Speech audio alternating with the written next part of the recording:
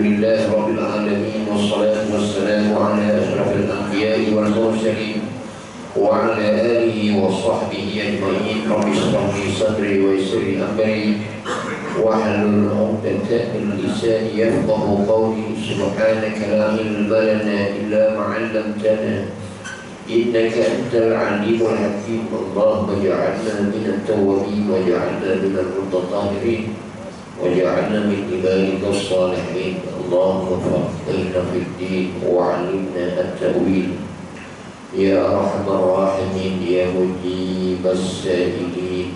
Amin ya rabbal alamin. Amma ba'd. Terima kasih kepada Tuan Nazir Baitul Mahabbah, Tuan Imam dan nilai sebelum dan puasanya, ibu-ibu, ayah, tuan-tuan, maupun hadirin muslimin muslimat yang dirahmati dan dikasihi sekalian.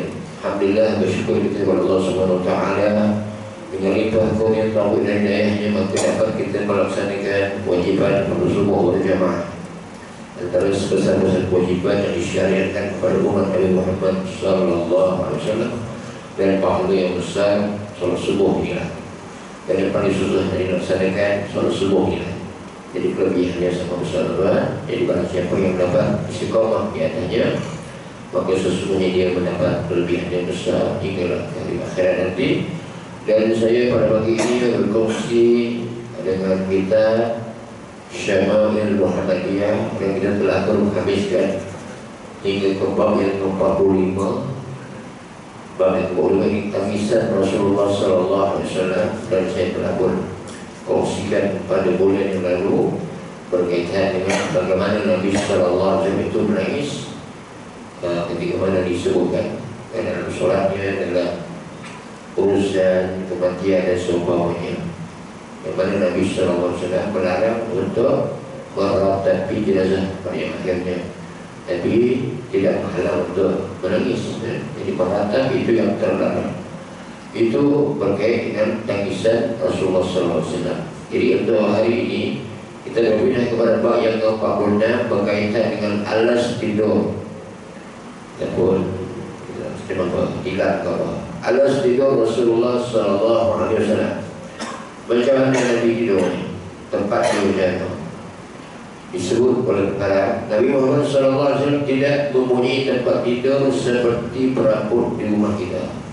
Katil-katil macam kita yang menjadi canggih ni, ada double queen king size apa semua ni kita ada. Nabi umum macam ni dulu ni.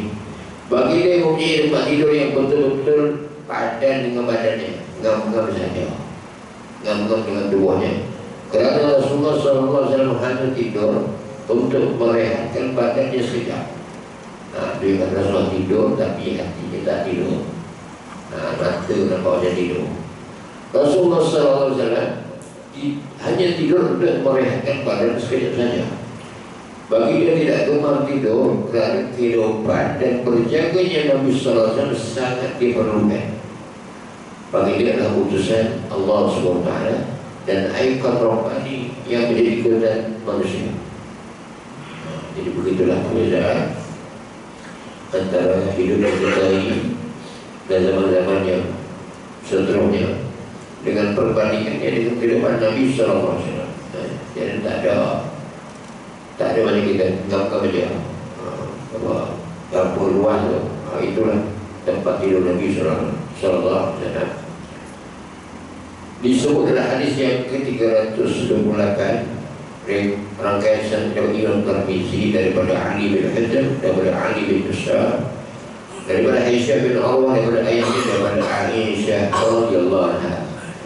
Beliau berkata, ini Aisyah berkata, innama kana firashu Rasulillah sallallahu alaihi wasallam alladhi yanamu alaihi min adamin hashuhu liha. Sesungguhnya alas tidur Rasulullah sallallahu alaihi wasallam itu adalah terbuat daripada kulit.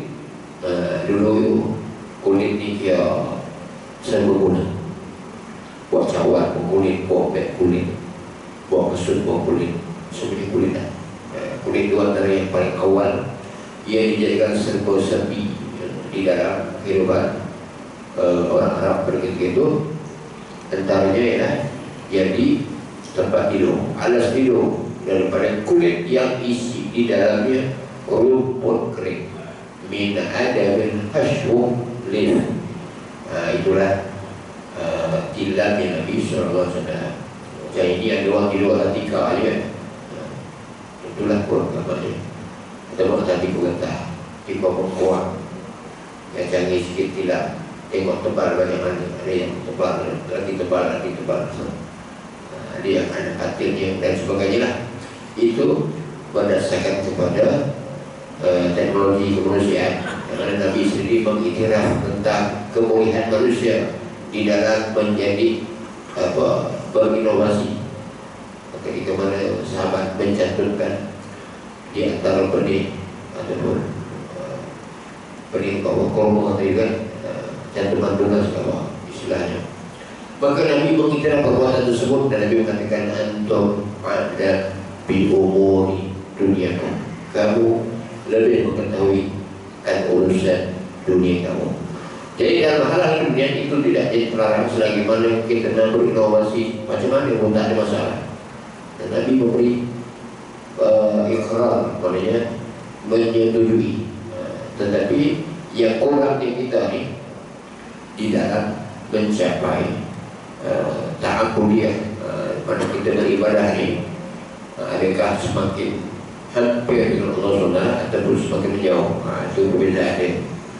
Disebut di dalam hal keagamaan, di dalam hal ibadah, maka dia tak boleh nak diinovasikan. Setakat yang ada yang macam tu lah.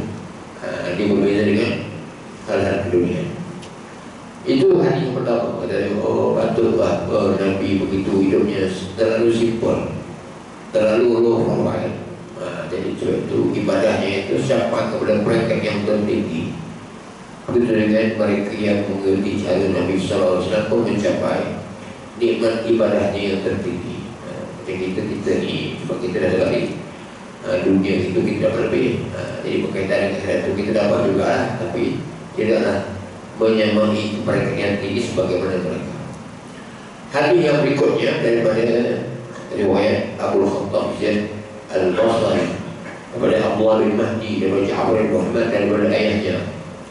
Beliau berkata, tadi riwayat daripada Aisyah. Ini Aisyah ditanya. Su'ilat Aisyah tu. Aisyah pernah ditanya, "Makana firash Rasulullah sallallahu alaihi wasallam fi baitik?" Qala min adamin hashu min lif. Sama saja. Cuma tadi Aisyah yang beritahu. Hadis yang ini Aisyah ditanya. Jadi sama saja jawapannya. Daripada kulit yang isi dalamnya adalah rumput kering. Ini kita panggil sanad. Sanadnya ada banyak. Hari-hari ini ceritanya satu ataupun hampir semua. Tapi perahunya banyak. Sahabat Nabi kan ramai. Ada 124,000. Cuma yang terkenal dalam riwayat mungkin 50 orang, 100 orang. Yang lain itu tidak meriwayatkan, hanya menjadi mustami'in, mendengar apa yang Nabi sabdakan, tapi mereka tidak meriwayatkan daripada satu jalur kepada satu jalur yang lain. Jadi begitulah kedudukannya. Daripada Aisyah radhiyallahu anha, Nabi tidur daripada alas, daripada kulit yang isinya rumput kering. Adapun daripada isteri yang lain, daripada Hafsah, anak Umar, ditanyakan juga wasu'ilat Hafsah makana fi Rasulullah sallallahu alaihi wasallam fil bait. Apakah alas dia Rasulullah SAW di rumahmu? Tadi di rumah Aisyah, ini di rumah Hafsah. Hafsah menjawab, Rasulullah SAW tidur di atas sehelai kain. Ini kain pula, kain yang kasar dilipat dua. Waktu itu tak ada macam baju lah, jubah-jubah apa semua pakai dia kasar, benangan dia tak macam zaman kita ni kan, campuran daripada sutra, gabungan dengan itu dan sebagainya. Dari lembut kain-kain kan, macam-macam jenis teknologi kemanusiaan dan seluruh industri pakaian, clothing dan sebagainya. Dan jadi mengikut sesuaiannya lah. Jadi mengikut riwayat daripada Hafsah, Nabi duduk di atas sehelai kain yang kasar dilipat dua. Kapan ni kita mungkin musafir, ada apa lah, kita pun tidur atas kain selendang kita, apa yang ada lah, ataupun atas tikar, mengkuat, ataupun atas plastik, macam itulah. Tapi kita dalam keadaan darurat, dalam keadaan tidak ada yang lain. Tapi Nabi SAW ini dia punya kebiasaan.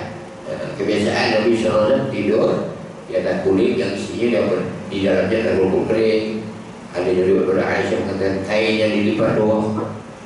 Pada suatu malam aku terfikir jika aku lipat menjadi 4, tadi lipat 2. Jadi Aisyah fikir, Hafsah fikir, aku sadar tak lipat jadi 4 supaya nampak tebal kita. Kalau 2 tu nipis, kalau jadi 4 tu upgrade sikit lah. Aku terfikir jika aku lipat menjadi 4, tentu akan jadi lebih empuk untuk baginda, lebih lembut, lebih empuk. Dengan itu aku melipat kain itu menjadi 4 lipatan. Apabila bangun pagi, Rasulullah bertanya kepada aku, apa yang kamu berikan kepada aku sebagai alas tidur malam tadi? Aku yang Hafsah menjawab, alas tidur kamu yang biasa, namun aku melipatnya menjadi 4 lipatan. Sebab berasa dia akan jadi lebih empuk untukmu. Ini isterinya lah, isteri Rasulullah Hafsah dipikir, kalau 2 tu nipis sangat, terasa kerasnya tu, jadi dilipat jadi 4. Rasulullah menyadari keadaan demikian. Mana dah biasa dengan lipatan 2, jadi lipat 4 rasa macam lain. Jadi kita tanya, maka dijawabnya. Rasulullah membalas, Rasulullah jawab balik, jadikan dia menjadi seperti keadaan asal, sebab empuk lagi sudah menghalang aku bangun mendirikan solat malam. Oh, kata pun kita susah solat malam, kita empuk, punya empuk, kita tidak hobi teman. Yang Nabi orang yang hebat ni pun yang kain dilipat 2 jadi 4 pun Rasulullah kata jadi susah bangun malam. Masya Allah, tabarakallah ta'ala. Di lepas ni kita pakai buang hilang, kita jual. Kan ada apa lori tilam, kita jual tak tahu. Contoh agaknya pun ini kita imajinasi je. Tapi orang ni kalau dia tak bangun malam, tidur atas kentak pun tak bangun malam juga. Bukan pasal isteri kan. Ini Nabi nak tunjukkan kepada kita, nak tunjuk kepada kita bahawa sekiranya kita dapat iman yang macam tu, kita tak bangun. Kalau mau tidur ke hotel, tidur di depan. Jadi memang tak jaga lah, jaga dia pukul 9 sarapan pagi. Rumah kita ni lain sikit, nipis sikit kan. Jadi untuk kita semua ada pengalaman. Kita dulu pernah susah, pernah tidur atas tikar kuat, pernah tidur kata, pernah tidur atas tilam yang keras. Jadi yang lagi jaga. Jadi kita boleh buat perbandingan. Jadi Nabi SAW membuat 2 perbandingan yang sangat simpel. Kain yang dilipat dengan 2 kali lipatan, dengan kain yang dilipat dengan 4 kali lipatan. Itu pun disebut oleh Nabi SAW. Sesungguhnya perbuatan itu si isteri itu lah pula. Jadi dia melihat bahawa kesian suami aku ni, kesian Rasulullah, tidur di dalam badan kain yang dilipat 2. Jadi aku nak jadi kena 4 supaya rasa lebih selesa. Tapi Rasulullah kata tak perlu buat, biar kekal dengan 2 kali lipatan hingga menyebabkan Nabi SAW itu mudah untuk bangun malam. 3 hadis saja yang disebut tentang alas tidur Rasulullah SAW yang dihimpunkan oleh Imam Tirmizi rahimahullah ta'ala dalam kitabnya Syama'il Muhammadiyah. Jadi mungkin lagi ada yang lain banyak, tapi yang dipilih oleh Imam Tirmizi inilah 3 hadis.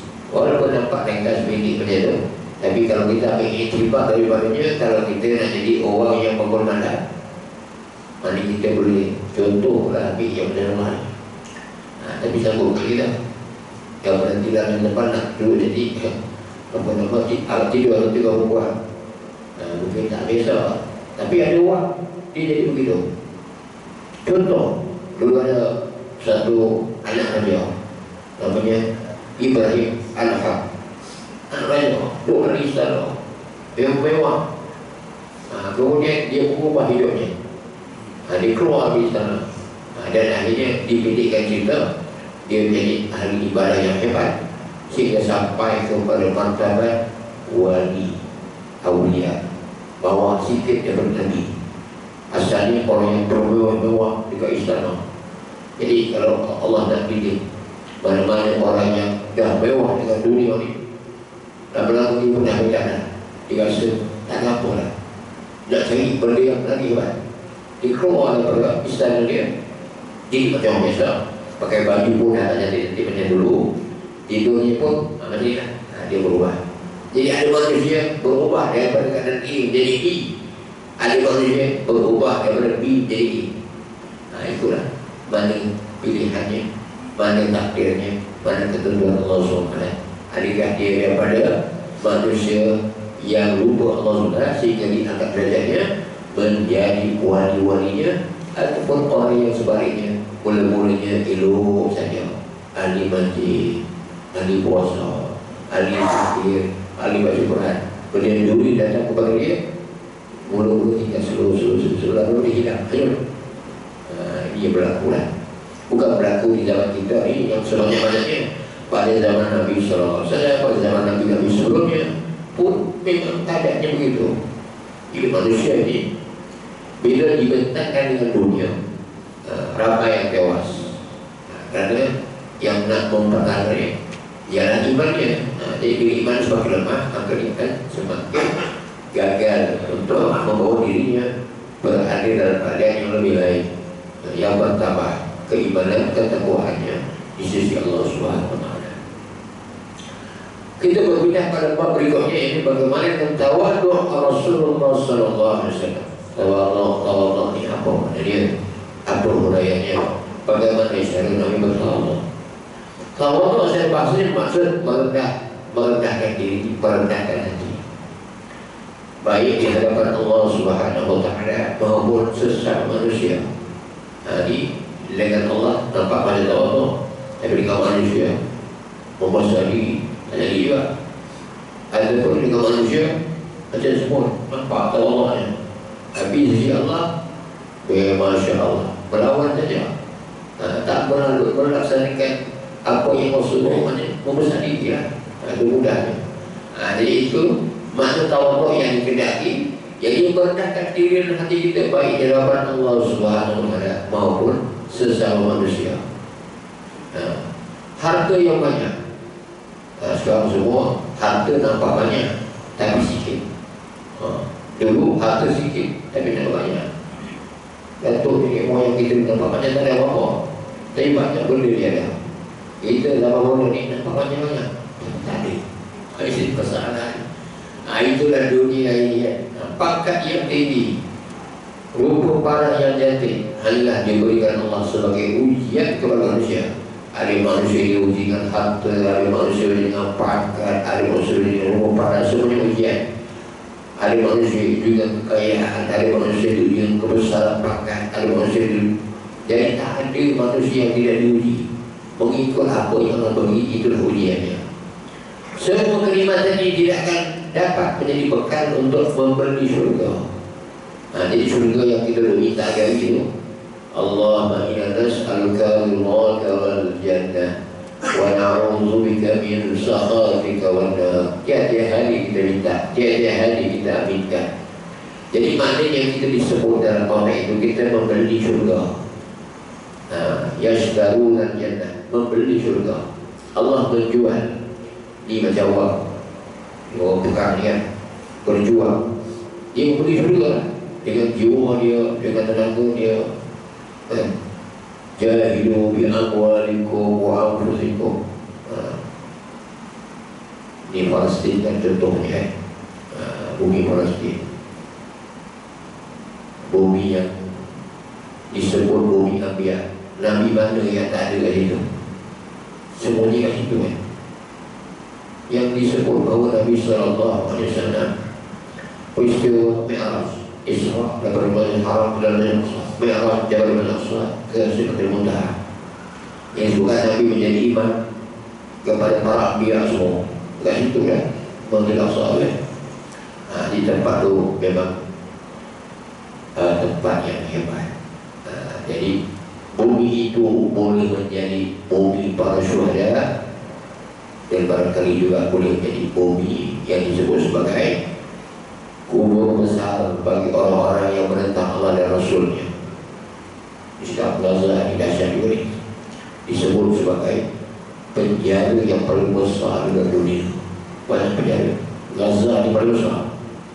Sebab ini semua sekali itu seluruh kelilingnya itu dikelilingi oleh bangkai besi dan duri besi daripada orang-orang Israel. Paling besar. Jadi dia nak hancurkan semua itu. Jadi yang hancur mereka meninggal syahid, itu anugerah Allah yang besar untuk mereka boleh syurga.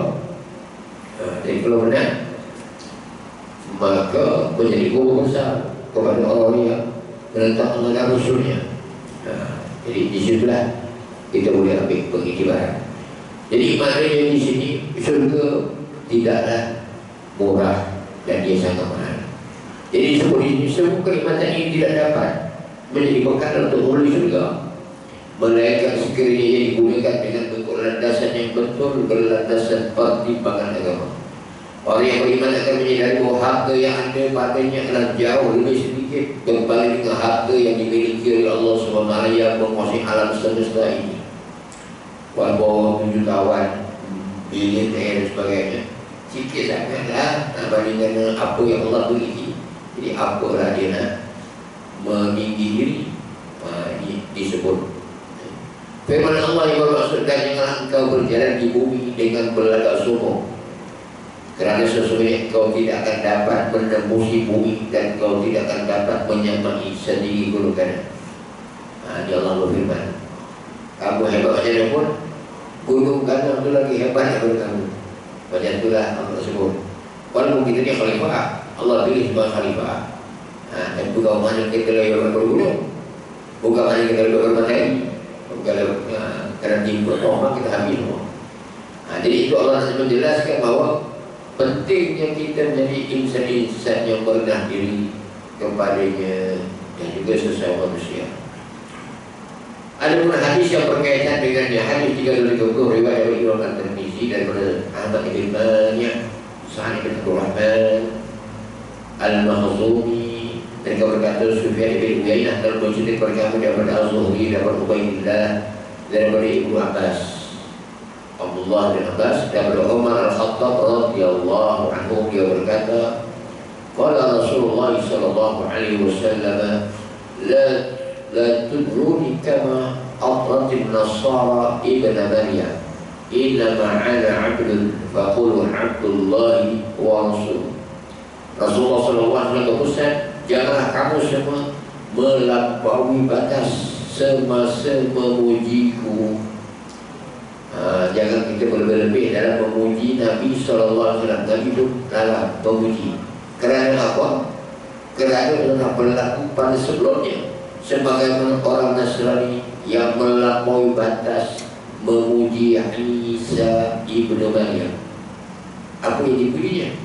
Dia puji Isa sampai tak jadi Tuhan, bukan sekadar Rasul. Itu yang Nabi melarang. Yang disebutkan hadis ini, janganlah kamu semua melampaui batas masa memujiku sebagaimana orang Nasrani melampaui batas memuji Isa bin Maryam. Aku, yang Nabi mengatakan, aku adalah seorang hamba. Oleh itu katakanlah, aku adalah hamba Allah dan Rasulnya, abduhu wa rasuluh. Itu isi syariatnya begitu. Tinggallah orang Nasrani itu menjadi kufur kerana mengangkat Isa menjadi anak Tuhan. Jadi asalnya kitab Injil itu kitab Tauhid yang mengisahkan Allah SWT, tapi dah jadi kitab syirik dan mensyirikkan Allah. Kitab Injil baru kali ulang beratus-ribu kali bahawa Isa itu anak Tuhan. Jadi itulah sikap melampau yang ada pada orang-orang Nasrani. Kata Nabi melarang menjadi melampau dalam apa juga keadaan. Nabi larang, bukan kata memuji Nabi saja, apa-apa saja yang namanya melampau Nabi tak suka. Kan? Apa nama ibadah yang melampau, berpuasa yang melampau, sampai tak ada muka. Dan kita mendengar solat kan, sampai tak nak berhenti solat pun Nabi tak pernah kata. Menjadi orang yang tidak mau berkahwin, Nabi pulang juga. Nabi kata, aku ni manusia terbaik, aku juga menikah. Aku manusia terbaik, aku bertidur. Aku manusia terbaik, aku berbuka.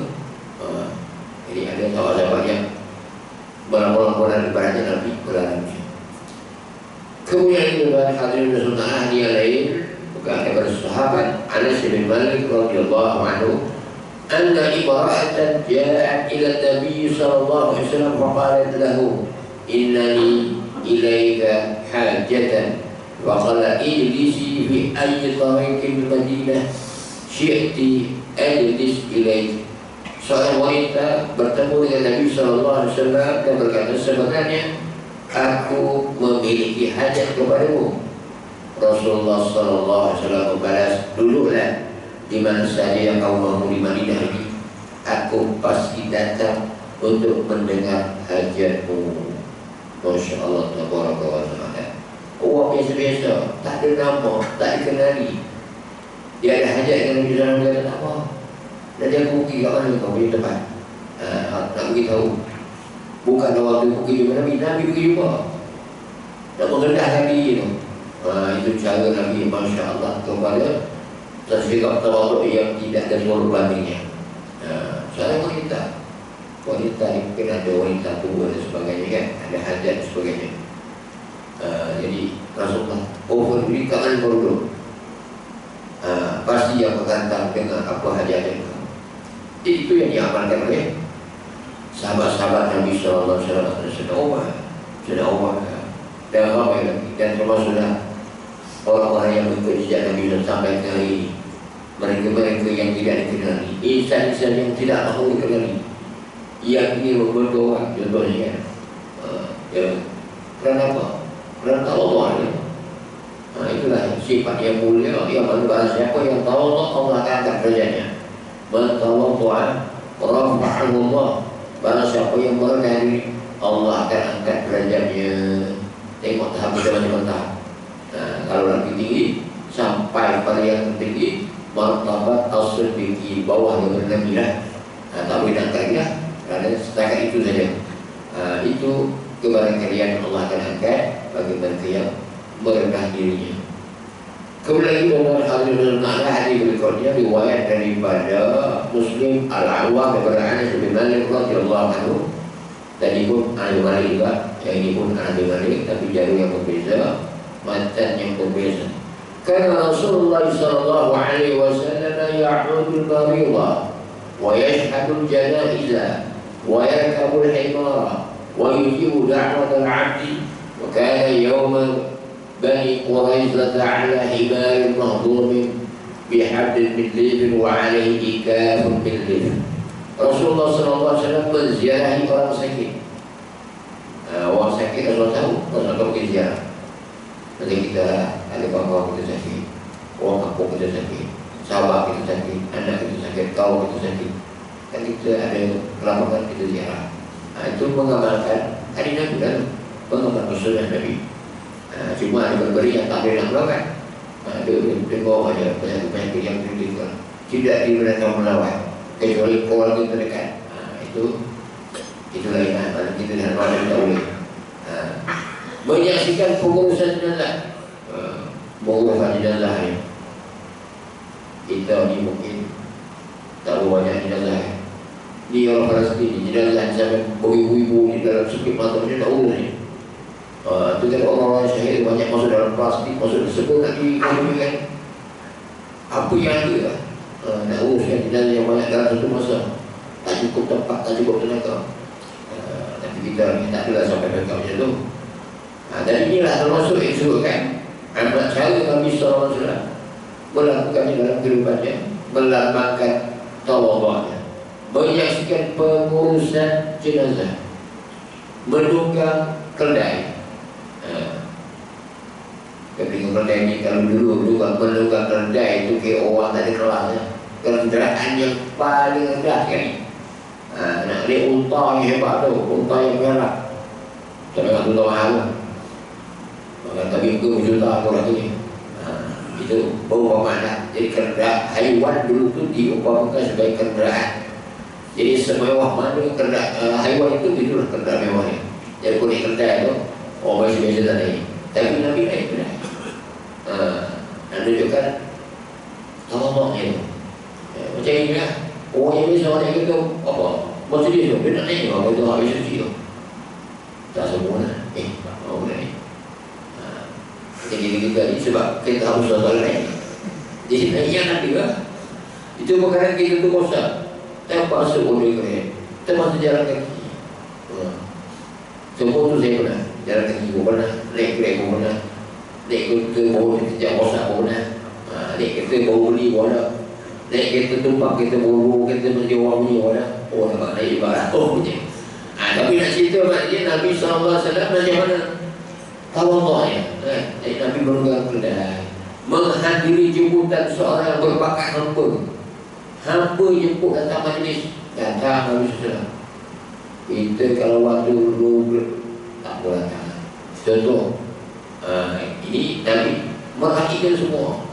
Bukan kata manusia. Haiwan pun Nabi berkah diri dengan haiwan. Punya respect Nabi dengan haiwan pun. Jadi begitulah kalau terlihat yang Nabi ini menjadi contoh teladan yang paling hebat.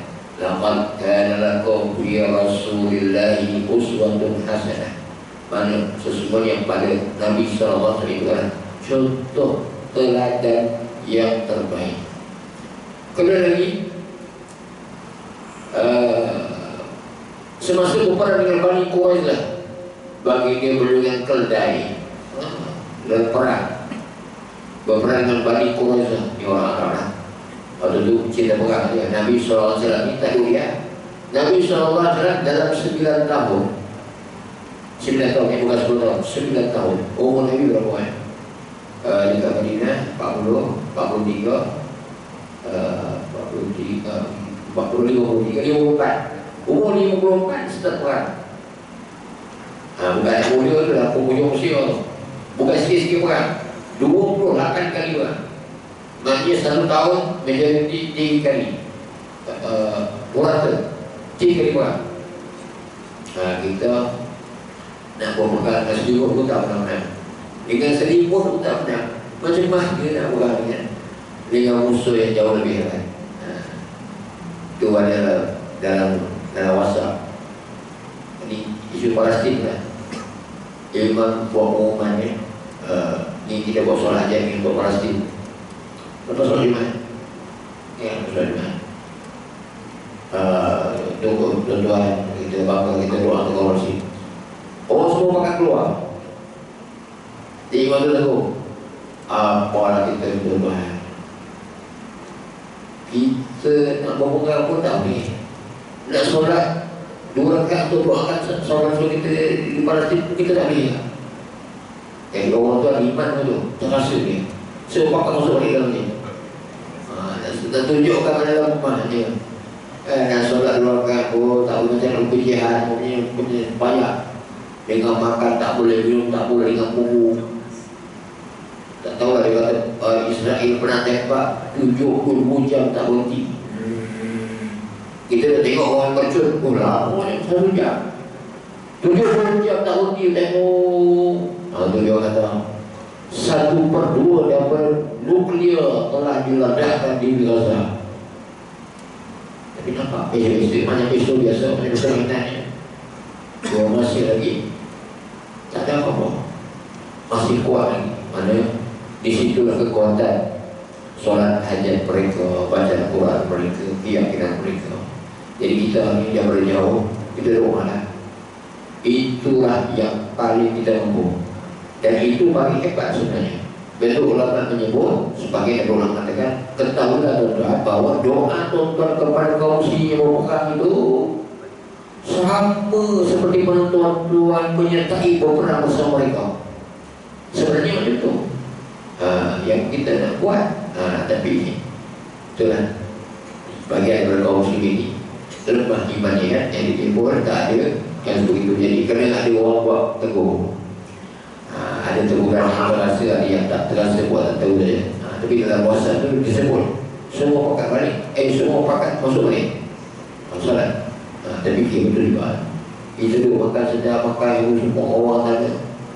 Jadi itulah bumi Palestina. Jadi Nabi SAW berperang bagi menggulungkan keldai yang tadi kendali yang pelan dia berbuat daripada rumput kering. Nah, ini mana kendaraan yang paling coknya yang tadi lemah.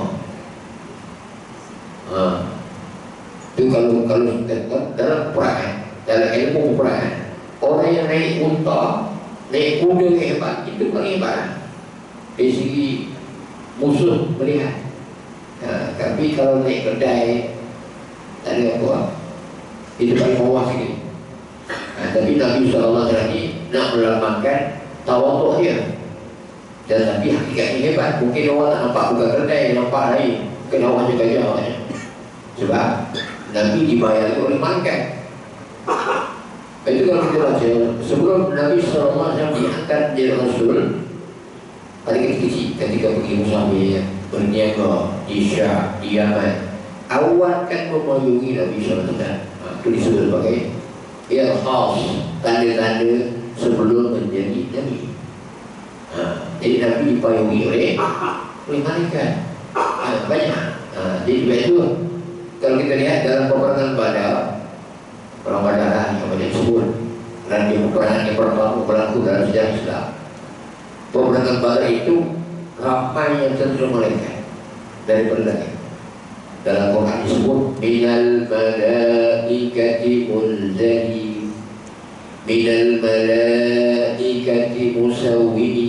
Dan tentu yang turunkan atau malaikat yang turunkan daripada langit, atau malaikat yang ada tanda musawwini. Ada yang pakai serpat berwarna hitam, ada yang pakai serpat berwarna merah dalam perang. Itu ikut tafsiran daripada kitab Ibnu Katsir dalam ayat tersebut. Jadi nampak ramailah.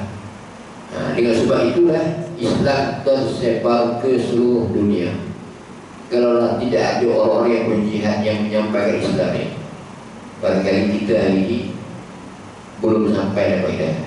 Ini saya umumkan kerana boleh sampai ke perjuangan jihad. Kalau orang tanya adakah Islam itu tersebar dengan mata pedang, jawapannya yes. Kalau tak ada mata pedang, dia bertahan aja, tak kuat. Sebab itu bertahan aja maksud dia. Yang Nabi bertahan 13 tahun. Tak pegang buat. Lepas tu sampai hari ini mana berhenti buat. 13 tahun tu tak pegang. Dia banyak dekat Mekah tu yang tak pegang. Lepas tu pegang zaman sahabat pegang, zaman Nabi pegang, zaman semua pegang, tak pernah berhenti. Bahkan Islam sampai ke Eropah dengan pegang, sampai ke tanah Melayu dengan perkahwinan. Itu disebut lah dengan perdagangan, dengan pengajaran. Bumi kita berpegang Datuk Nenek moyang ni melawan penjajah.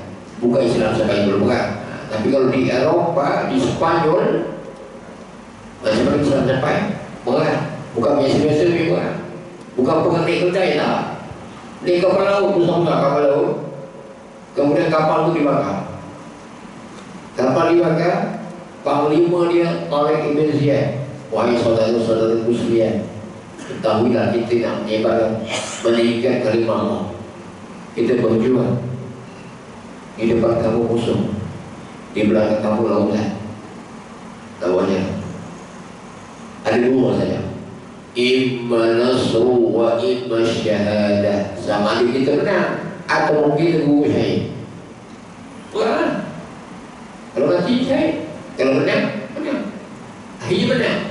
Menang 800 tahun, bukan awal hari, 800 tahun. Itu yang berlaku dalam sejarahnya. Di mana Islam berkembang di Eropah, di Andalus dan sekitarnya. 800 tahun. Masjid-masjid di sana banyak yang melebihi umur 1000 tahun. Cuma semua tombak. Selepas 800 tahun, tombaknya nak tombak sampai ini hanya satu negara ya. Bosnia Herzegovina, Bosnia Herzegovina, itu satu je yang tak tombak. Yang berzaman Tariq Ibn Ziyad itu sampai dia satu-satunya Muslim country di Eropah. Yang semua dihancurkan dulu tahun 91 yang HP itu, dia nak HP ya kan, hapus saya tapi tak ada. Bosnia itu satu-satunya contoh yang berzaman sahabat sampai ini umat Islam masih lagi berada, itulah satu-satu negara yang lain pulau Romangan. Tapi kalau berapa ratus tahun. Nah, jadi dia berkembang dengan dan maksudnya dengan perang, dengan jihad. Nah, jadi Islam tersepak dengan mata itu juga dengan jihad. Nah, itu orang putih kalau boleh, orang Islam ni biar supaya waspada jihad kan. Itu memang dibiasakan dan berjaya kepada sebagian orang Islam. Kerana kekuatan juga itu, kekuatan secara jamaahnya jihad. Supaya puasa yang ini tidak jauh. Jadi itulah cara musuh macam nak melemahkan umat Islam. Dan kita tengok hakikatnya orang Islam ini, orang Palestin yang berjihad. Jadi nampaknya dia keseorangan. Dan orang Arab lain tidak berani memberi bantuan secara terang-terangan. Mungkin dia bantu, tapi semua sih sekira individu kepimpinan dasar tak berani. Sebab dia ada campakkan penyakit takut. Ini bukan kita, bukan saya beritahu. Rasulullah beritahu. Rasulullah kata, sesungguhnya umatku di zaman itu lemah. Itu adalah mustada'afin. Allah mansurkan mujahidin wal muslimin wal mustada'afin. Mustada'afin itu mana lemah? Lemah. Kan? Lemah serba-serbi lemah. Ekonomi lemah. Apa lagi lemah? Senjata lemah. Yang kuat tu nampak macam tak ada, sebenarnya lemah. Yang kuatnya nampak macam bilangannya banyak. Berapa bilangan? Berapa orang Islam sekarang di dunia? 2,000 juta. Banyak. 2,000 juta orang Islam sekarang ni. Perang Badar 313 kan? Sekarang ada 2,000 juta.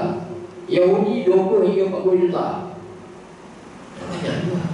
Tapi dia yang menguasai dunia ni, Yahudi dia. Jadi Nabi sebut, Nabi kata umatku pada itu ramai, bukan masa sikit. Ramai macam buih. Ramai macam buih di lautan Kazzabani fil bahri. Jadi itu yang berlaku. Kerana umat Islam begitu sudah ada penyakit pengecut, penyakit takut. Itu disebut. Itu yang ada sekarang tu takut begitu. Yang berani sebagian Palestin dia tak dilihat, dia kena berani. Ada orang Islam mana Cicit Kenya. Dia berani pasal dia dah pegang ke Rusia nak tolak tahu ni. Akhirnya dia kawin. Kan betul. Sebagai jadi itulah dia nak cerita. Maknanya di sini sebut peperangan. Bila Nabi ketika berperang dengan Quraisy bagi dia menunggang keledai yang tadi pelari daripada rumput kering. Masya Allah, tabaraka wa ta'ala. Macam mana cara Nabi yang kita lihat? Tahu bahwa Nabi itu memberikan kekuatan di dalam perjuangan. Kita kalau nampak kelemahan, tak nampak kehebatan. Itu beza kan? Kita kena nampak yang hebat, baru nampak hebat. Kalau nampak kelemahan dia, tak ada apa. Itu cara kita. Tapi sebenarnya yang Allah tunjukkan kepada kita bahawa orang yang merendah diri ini Allah akan angkat derajatnya. Kemudian lagi dalam hadis Rasulullah saya kongsikan lagi. Tajuknya ada banyak hadis banyak ni.